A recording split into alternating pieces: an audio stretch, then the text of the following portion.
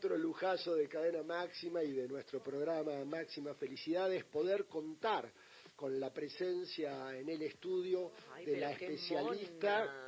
Se vino muy linda. Así es. Justo hoy que no estamos saliendo por cámara, por favor. Con la información y mirá el sabotaje al glamour.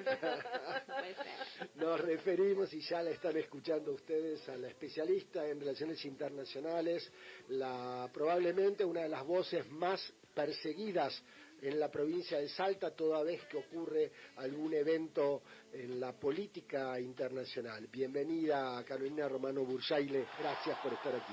Muchas gracias, muy buenos días. También me persiguen por otras cosas. No lo podía dejar de decir. No.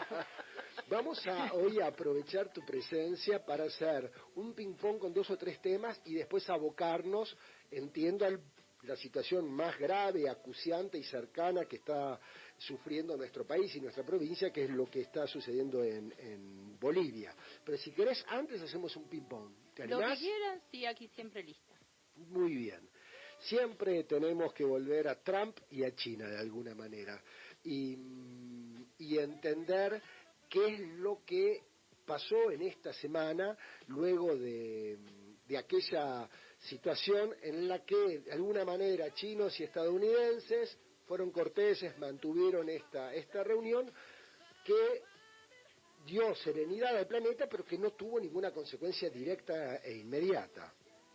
Bueno, puede ser que creamos que no han habido consecuencias directas e inmediatas, pero de hecho hay consecuencias desde el momento en que Irán han seguido una tregua y un cese al fuego, en que siguen el estrecho de Hormuz parcialmente abierto, en que este fin de semana vamos a tener novedades respecto a eso, lamentablemente, creería, y donde China continuó trabajando con anuncios bastante fuertes que tienen que ver con el límite conversado y dialogado con Estados Unidos respecto a Taiwán, y donde Rusia también, el presidente Putin fue a visitar al presidente chino. Tremendo fue eso. Sí, ¿no? y donde los símbolos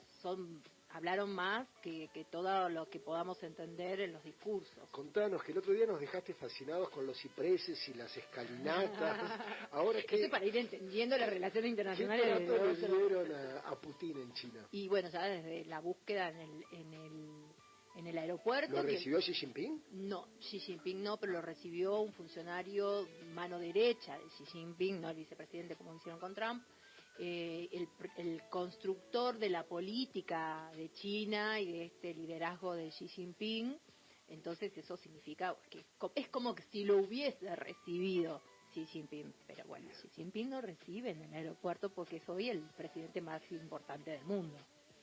Entonces los gestos que tenían que ver con la familiaridad, muchos chinos habían hecho un video viral porque que Putin se saque un saco en una reunión formal y conversen, hacía referencia a que estaba tan cómodo y tienen una relación tan familiar y cordial que lo podía hacer. Wow. Entonces, más allá de esto y de los mensajes que en la diplomacia china tenemos que entender, nada es al azar. En China, en la política china, no hay actos deliberados y símbolos que no se quieren manifestar.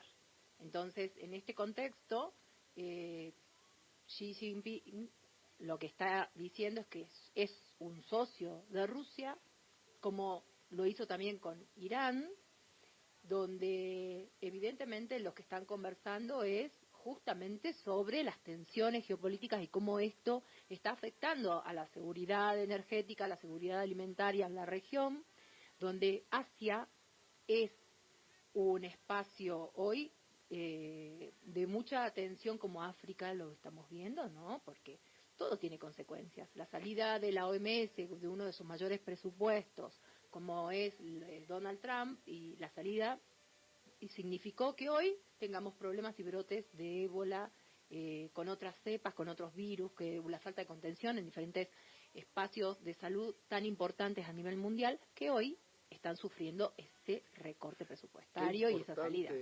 Caro, esto que siempre nos decís vos de la importancia que la política global recupere el sentido del multilateralismo, de la paz, de la cooperación, para que además la Organización de Naciones Unidas y sus órganos, como puede ser la Organización Mundial de la Salud, etcétera, tengan un protagonismo a favor del planeta y de la humanidad, y no estas locuras que están sucediendo con una de las potencias más importantes que niega la eficacia, por ejemplo, de la Organización Mundial de la Salud. Totalmente. Entonces, todos estos símbolos tienen que ver con la estrategia china de un liderazgo diferente, de un liderazgo y una construcción que para nosotros se entendía en algún momento como esta construcción del sur global, que se trabajó en algún momento también en la política exterior argentina, que desde la cooperación internacional potenció la cooperación triangular, que dio una visión de una cooperación diferente, ¿no? Entonces, creo que sí, es importante hablar de esto porque es volver a la cooperación, volver a entender a ese mundo multipolar en una realidad muy diferente, en un ya establecimiento de China cada vez, en la búsqueda de consolidación de ese poder, y en donde nuevamente América Latina queda en la periferia y cuestionándose el nivel de desarrollo, cuestionándose su grieta a nivel desarrollo, infraestructura, comunicaciones, mientras el mundo está ya hablando de la cuarta revolución industrial, saliendo de la cuarta revolución industrial, encarando toda una nueva era que tiene que ver con la cibertecnología, el espacio, las guerras cibernéticas. Acá nosotros seguimos cuestionando y preguntándonos qué hace el presidente, Claro. Cantantes con todas situaciones que son realmente increíbles en cómo el mundo necesitamos más que nunca la construcción de espacios, de márgenes de maniobra para un mundo que no hemos visto y que es importante que comencemos a pensar, y donde América Latina va a quedar asignada entre dos espacios de poder y entre una transición de poder, y donde es muy probable que volvamos a perder la oportunidad del desarrollo. Es importante esto que decís, y además queda a las claras cuando, no sé si fue el miércoles o el jueves pasado, China, Rusia y España rechazaron la imputación de Estados Unidos contra Raúl Castro por el derribo de aquellas dos avionetas en 1996. 30 años. En Beijing y Moscú cuestionaron esta decisión judicial y denunciaron una nueva presión de Estados Unidos, de Washington, sobre La Habana. Importante también que a China y a Rusia se haya sumado Pedro Sánchez.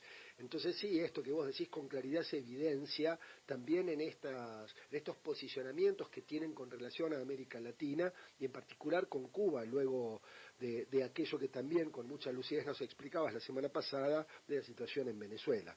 Entonces, hoy tenemos a China, Rusia y España posicionándose contra esta sentencia de Estados Unidos por el derribo de 30 años atrás de estas avionetas, y también tenemos a Estados Unidos aprestándose para realizar un nuevo ataque contra Irán, amenazando con ampliar la guerra, digo. Entonces, esto que vos señalás, ojalá también sea percibido por las autoridades y por quienes toman decisiones en materia de relaciones internacionales, tanto en nuestra provincia como en nuestro país, porque caso contrario no solo desaprovecharemos una oportunidad, sino que quedaremos a merced, como si fuésemos peones de una partida de ajedrez que juegan otras personas. Sí, y sufriendo las consecuencias. Es todavía más complejo que una partida de ajedrez, porque vamos a sufrir las consecuencias de esa atención. ¿Cómo la estamos sufriendo? En realidad, nadie se escapa, y menos Bolivia, y te voy dando también ahí por favor paso para que empecemos